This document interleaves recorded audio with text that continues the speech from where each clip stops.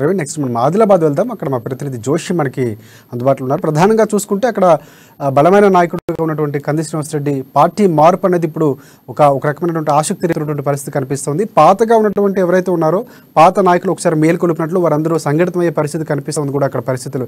అయితే కంది శ్రీనివాసరెడ్డి చేరికతో అక్కడ ఉన్నటువంటి కాంగ్రెస్ నాయకుల్లో నూతన ఉత్సాహం రావడం, అందరూ ఒక్కటవుతున్నటువంటి సంకేతం కూడా వస్తున్నటువంటి పరిస్థితి కూడా కనిపిస్తుంది. అక్కడ కూడా తాజా పరిస్థితులు ఏంటి, దానిపై పూర్తి అప్డేట్స్ ఏంటి జోషి చెప్పండి. Good evening Rajasekhar. ఆదిలాబాద్ జిల్లాకు సంబంధించినటువంటి రాజకీయాల్లో ఒక కొత్త చర్చ మొదలైనటువంటి పరిస్థితి.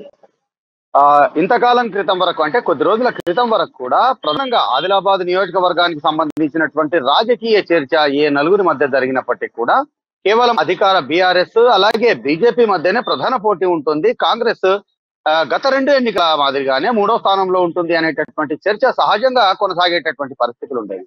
అయితే బీజేపీలో నుండి కాంగ్రెస్ పార్టీలోకి చేరినటువంటి శ్రీనివాసరెడ్డి తన పార్టీ మారిన తర్వాత మొట్టమొదటిసారిగా ఆదిలాబాద్ జిల్లా కేంద్రానికి అలాగే ఆదిలాబాద్ నియోజకవర్గానికి వచ్చినటువంటి క్రమంలో ఆయన నియోజకవర్గంలోని జైనత్, బేలా 2 మండలాలు పర్యటించినటువంటి సందర్భంలో కాంగ్రెస్ పార్టీ శ్రేణుల నుండి అలాగే ఆయా మండలాలకు చెందినటువంటి స్థానికుల నుండి వచ్చినటువంటి ఆదరణ, ఘనస్వాగతాలు చూసినటువంటి నేపథ్యంలో రాజకీయంగా ఇక్కడ ఒక కొత్త చర్చ మొదలైనట్లుగానే తెలుస్తుంది. అంటే గతంలో ఇక్కడ దశాబ్దాల పాటు రాజకీయంగా పూర్తి ఆధిపత్యం చెలాయించినటువంటి కాంగ్రెస్ పార్టీ క్రమంగా ఇక్కడ కనుమరుగయ్యేటటువంటి స్థాయికి చేరుకుంది అనేటటువంటి చర్చలు జోరందుకున్నటువంటి నేపథ్యంలో ఈ యొక్క కాంగ్రెస్ పార్టీ నేతగా శ్రీనివాసరెడ్డికి లభించినటువంటి అలాగే తండోపతండాలుగా తరలి వచ్చినటువంటి ఆ యొక్క కాంగ్రెస్ పార్టీకి చెందినటువంటి నాయకులు చూసినటువంటి వాళ్ళందరూ కూడా పునర్వైభవం దిశగా కాంగ్రెస్ మళ్ళీ వేస్తుందా అనేటటువంటి ఒక డైలమాలో పడ్డట్టు. సాధారణంగా జనాలందరూ దీనిపైన చర్చించు నేపథ్యం. అదే క్రమంలో రాజకీయ వర్గాల్లో ఏవైతే కాంగ్రెస్ కు విపక్ష పార్టీలు ఉన్నాయో వాళ్లలో రకమైనటువంటి చర్చ అలాగే ఒక రకమైనటువంటి కొంత అభద్రతా భావం కూడా క్రమంగా పెరిగేటటువంటి సూచనలు కనిపిస్తున్నటువంటి నేపథ్యం. రాబోయే రోజుల్లో కనుక కాంగ్రెస్ పార్టీని వీడిన వాళ్ళందరూ కూడా కంది శ్రీనివాసరెడ్డి కాంగ్రెస్ పార్టీ శ్రేణులను ఉద్దేశించి జైనత్, బేలా మండలాల్లో ప్రసంగించినటువంటి సందర్భంలో వివిధ కారణాల రీత్యా పార్టీని వీడి వేరే పార్టీల్లో చేరినటువంటి వాళ్ళందరూ కూడా సొంత గుటికి చేరుకోవాలని చెప్పి సగౌరవంగా సవినయంగా కోరుతున్నాను.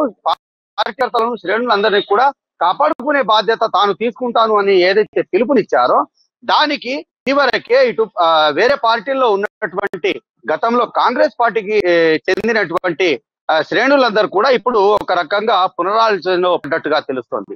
ఒకవేళ వాళ్ళందరూ సొంత గుటికి తిరిగి చేరినట్లయితే ఆటోమేటిక్ గా కాంగ్రెస్ కు పూర్తి స్థాయిలో బలగము సమకూరడమే కాకుండా ఇటు విపక్షాలకు చెందినటువంటి పార్టీలే కావచ్చు, ప్రస్తుతం అధికారంలో ఉన్నటువంటి బీఆర్ఎస్ పార్టీ కావచ్చు, రాబోయే ఎన్నికల్లో కాంగ్రెస్ పార్టీని చూస్తేనే మొదటగా భయపడాల్సినటువంటి పరిస్థితులు అయితే నెలకొంటాయి అనేటటువంటి అభిప్రాయాలు ఇక్కడ స్థానికంగా వ్యక్తమవుతున్నాయి. ఏదేమైనప్పటికీ కూడా ఇక్కడ సీనియర్ నేతగా కాంగ్రెస్ కు ఒక పెద్ద మనిషిగా ఉన్నటువంటి పెద్దలాగా ఉన్నటువంటి మాజీ మంత్రివర్యులు శ్రీ రామచంద్రారెడ్డి కూడా కంది శ్రీనివాసరెడ్డి ఆయనను మర్యాదపూర్వకంగా కలిసినటువంటి సందర్భంలో మీడియాతో మాట్లాడుతూ తాను కూడా కొద్ది వారాల వ్యవధిలోనే పూర్తిగా మళ్ళీ తిరిగి గతంలో లాగా రాజకీయాల్లో క్రియాశీలకం అవుతాను అని పేర్కొనడం అనేటటువంటిది ఇప్పుడు ఇక్కడ చాలా సీరియస్ గా విపక్షాలు పరిశీలిస్తున్నటువంటి అంశం. ఒకవేళ రామచంద్రారెడ్డి కనుక మళ్ళీ జనాల్లోకి వెళితే కనుక కాంగ్రెస్ కు పూర్తి స్థాయిలో బలము ఏర్పడుతుంది అనేటటువంటి ఇంతవరకు ఉంది. రామచంద్రారెడ్డి శ్రీనివాసరెడ్డికి సంబంధించినటువంటి ఏదైతే క్రియాశీలక పాత్ర పోషిస్తూ యంగ్ డైనమిక్ లీడర్ గా ఉన్నటువంటి నేపథ్యంలో అనుభవము, యువత అనేటటువంటి 2 కలయికలు కనుక కలిసినట్లయితే కాంగ్రెస్ పార్టీకి రాబోయే రోజుల్లో మళ్ళీ పూర్వ వైభవం కలిగేటటువంటి విశ్లేషణలు, అభిప్రాయాలు అయితే వ్యక్తమవుతున్నాయి. రాజశేఖర్ జోష్, ఇంకొకటి ఏదైతే టీపీసీసీ అధ్యక్షుడిగా ఉన్నటువంటి రేవంత్ రెడ్డి వచ్చిన తర్వాత కాంగ్రెస్ పార్టీలో కొత్త జోష్ వచ్చింది. సో అలాగే ఇక్కడ కూడా అలాంటి మార్పులు, ఎందుకంటే కంది శ్రీనివాసరెడ్డి లాంటి ఒక యువ నాయకుడు సేవా కార్యక్రమాలతో ఆయన చాలా వరకు విస్తృతంగా ముందుకు జనాల్లోకి వెళ్ళినటువంటి పరిస్థితులు, అలాగే ఉదయం నుంచి సాయంత్రం వరకు కూడా పూర్తిగా సేవా కార్యక్రమాలతో తన షెడ్యూల్ కూడా కొనసాగుతున్నటువంటి పరిస్థితి. బీజేపీ పార్టీలో కూడా ఉండేటప్పుడు కూడా ఆయన సేమ్ అలాంటి ఒక చరిష్మతోనే జనాలకు సేవ చేసేటువంటి పరిస్థితులు కూడా ఉన్నాయి. అంటే పూర్తి స్థాయిలో చూసుకుంటే ఇక్కడ కాంగ్రెస్ పార్టీలో ఉన్నటువంటి నేతలందరికీ కూడా ఒక ఆజ్యం పోసినట్లు వాళ్ళు ఉన్నటువంటి ఊపిరి పోసినట్టు కంది శ్రీనివాసరెడ్డి రాక వారికి ఒక మంచి శుభపరిణామం, లేకపోతే అక్కడ ఉన్నటువంటి పరిస్థితులు కూడా పూర్తిగా అర్థం చేసుకోవడానికి వారి యొక్క సహకారం కూడా ఖచ్చితంగా అవసరం. ఇవన్నీ కూడా మనం అంచనా వేసుకోవచ్చు అంటారా భవిష్యత్తులో?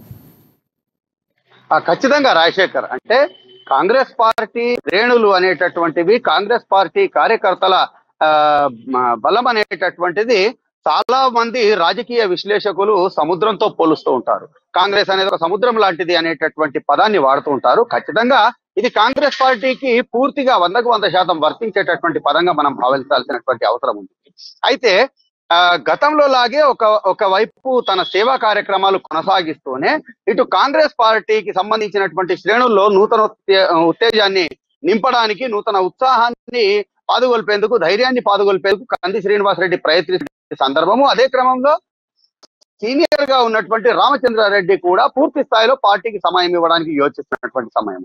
ఇక ఈ సందర్భాన్ని చూసినట్లయితే రాబోయే రోజుల్లో ఖచ్చితంగా, అంటే ఒక రకంగా ఇంతకాలం రాజకీయంగా, అంటే ఇప్పుడు ప్రస్తుతం ఉన్న అధికార పార్టీ ఏకఛత్రాధిపత్యం కొనసాగుతున్నటువంటి నేపథ్యంలో గత రెండు సార్వత్రిక ఎన్నికల సమయంలో కూడా కాంగ్రెస్ పార్టీ 3వ స్థానంలో నిలిచినటువంటి నేపథ్యంలో కాంగ్రెస్ పార్టీకి చెందినటువంటి శ్రేణులన్నీ కూడా ఒక రకమైనటువంటి నిస్తేజంతో ఉన్నటువంటి పరిస్థితులు ఉన్నాయి.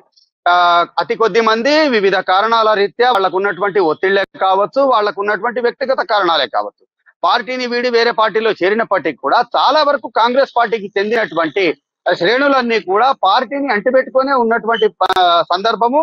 అయితే వాళ్ళు క్రియాశీలకంగా లేకుండా కొంత స్తబ్దుగా ఉన్నటువంటి నేపథ్యం. ఇప్పుడు కంది శ్రీనివాసరెడ్డి రూపంలో వాళ్లకు ఒక యువ నాయకుడు లభించినటువంటి నేపథ్యంలో నిన్న మనం చూసినటువంటి సందర్భాన్ని మనం విశ్లేషించుకున్నట్లయితే గనక ఖచ్చితంగా వాళ్ళు కోరుకుంటున్నటువంటి ఒక నాయకత్వం వాళ్లకు కనిపిస్తున్నట్లుగానైతే మనకు అర్థమవుతోంది. రాబోయే రోజుల్లో ఇదే విధమైనటువంటి పంథా కొనసాగితే మాత్రం ఖచ్చితంగా ఆదిలాబాద్ లో ఒక బలమైనటువంటి శక్తే కాదు, నెంబర్ 1 స్థానంలో ఉండేటటువంటి పొజిషన్ కు కాంగ్రెస్ వెళ్ళినా ఆశ్చర్యపడాల్సినటువంటి అవసరం లేదు రాజశేఖర్.